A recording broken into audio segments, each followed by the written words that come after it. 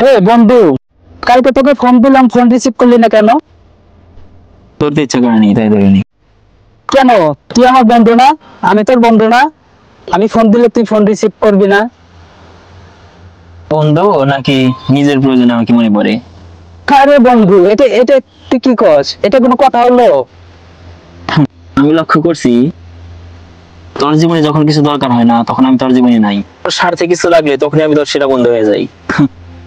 আসল বন্ধু তো সেই যে সুখে দুঃখে পাশে থাকে, শুধু কাজে লাগলেই যে পাশে আসে সে আসল বন্ধু না, সে হলো স্বার্থের ব্যবসায়ী।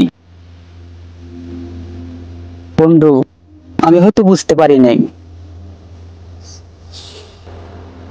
বুঝিস আব্দুর রহমান, এই পৃথিবীতে টাকার দাম আছে, লাভ ক্ষতির দাম আছে, কিন্তু আসল বন্ধুত্বের দাম টাকা দিয়ে মাপা যায় না। যেদিন মানুষ বন্ধুত্বকে স্বার্থ দিয়ে বিচার করবে সেদিন সে মানুষ নয়, সেদিন সে হিসেবের খাতা হয়ে যাবে।